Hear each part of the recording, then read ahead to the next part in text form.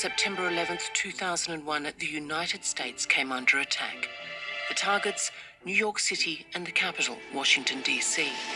The entire world was shocked. Al-Qaeda, a terrorist group in Afghanistan led by Osama bin Laden, claimed responsibility for the attack. Just 2 days earlier, on September the 9th, he had his only opponent assassinated, a local hero in the Afghan resistance, Commander Ahmad Shah Massoud. I remember Massoud saying, "There's someone who's very dangerous to you, bin Laden." 5 months before the 9/11 attacks, Massoud visited France, where he issued a stark warning to the Western world. He told us he only had one message. It was that Osama bin Laden was preparing a major strike against the United States, something extremely dangerous.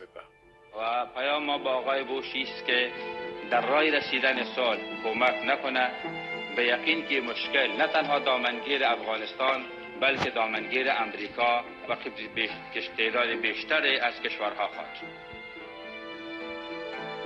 Massoud's warning was loud and clear. Why did no one listen? Was it the trade agreements or the arms sales to Pakistan that made the USA and other Western countries look the other way? Why did they refuse to help Massoud, the last line of defense against the Taliban and the terrorists?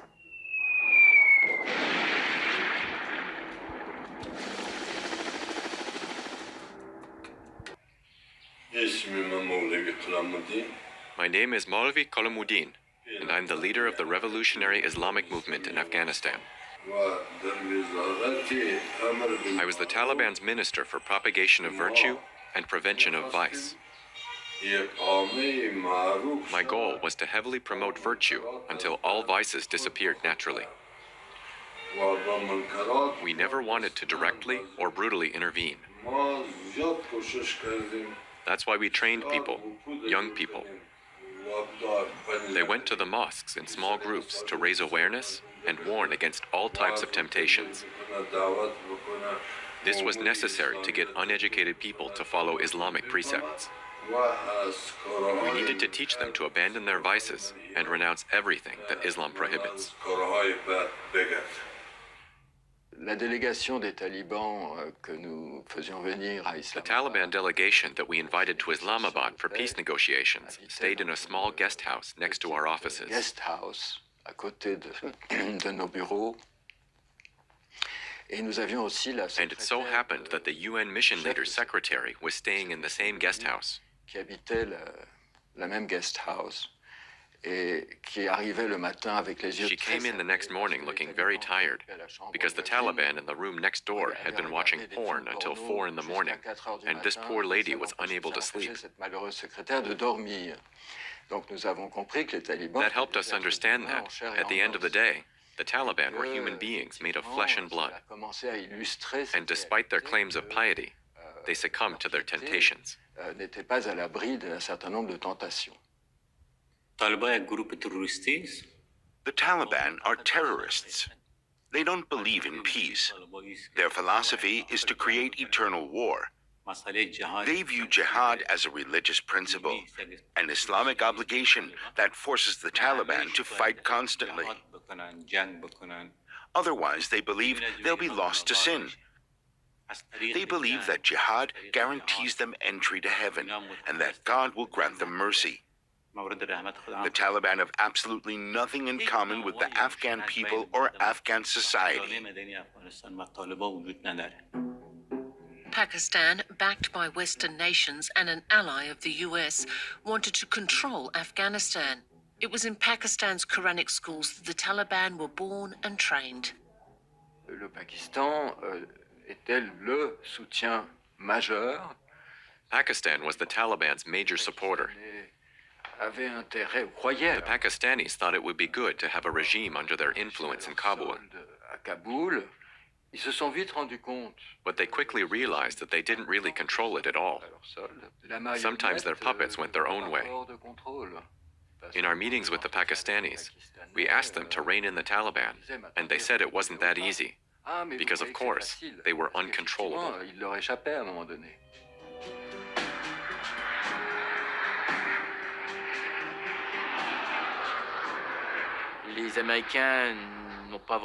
The Americans didn't have a counterpart in Afghanistan. They knew they couldn't recognize the Taliban regime. They couldn't be associated with it. So the American vision of Afghanistan was what was seen through Pakistani eyes. Pakistan was a U.S. ally and told Washington that the Taliban was simply part of traditional Afghan culture and that they needed to accept that fact. They said Massoud was simply a Panjshiri, a Tajik, a group that didn't mean much and that had never ruled Afghanistan. They weren't a proper solution to lead the country. The Pakistanis had a tense relationship with Commander Massoud. They knew that Ahmad Shah Massoud would never recognize a Pakistani puppet government. The Pakistanis saw that as resistance and as direct opposition to them. It's true, because my brother would have never accepted a pro-Pakistan government in Kabul. And that's the real reason why the United States never helped him, regardless of what they claim.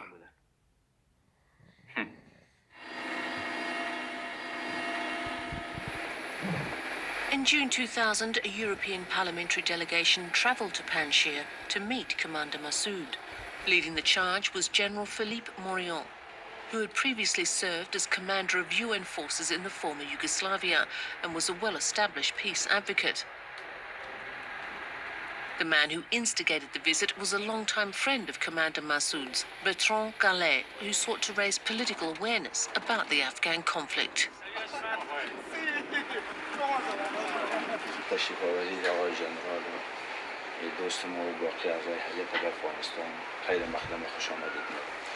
مسئله دو پاکستان دنبال یک عمق اسلامی است در پالو یک عمق جغرافیایی.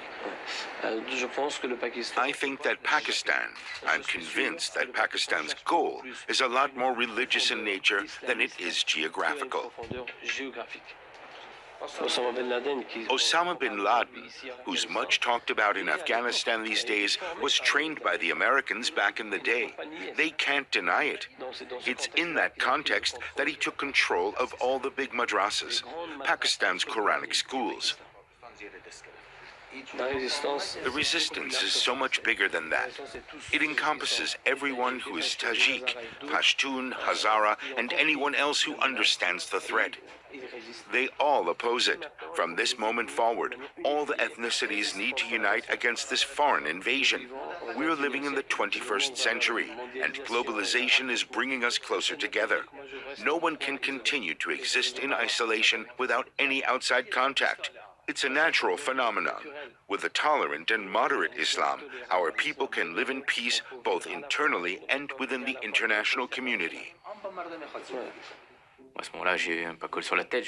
I wore a pakol like a local.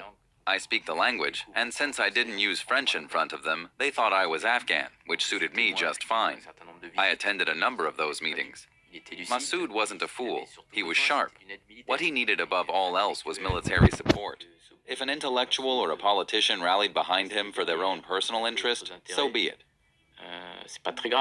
What mattered was they showed up and brought back a vision that counteracted what many others in Paris were thinking.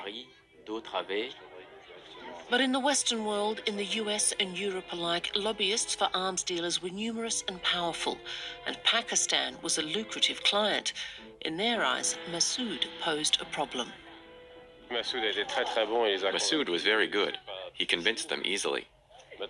We'll see where that leads in political terms, but I think we're slowly moving forward. A country like Afghanistan is so far removed from the current concerns of European parliamentary representatives. But this is how we'll get things to evolve, through trips like this one. They're tedious to put together, but they're productive. Safe travels home. My heart is here with you. So we'll be back. We'll be back to bring you to Paris. And to Washington. When Morillon returned to Strasbourg, he convinced Nicole Fontaine, the president of the European Parliament, to officially invite Massoud, which had never been done by anyone anywhere. I think France's hands were tied by its relationship and economic connections with Pakistan, which were valuable back then. Of course, French intelligence services were in contact with Massoud, the same way they were in contact with the Taliban.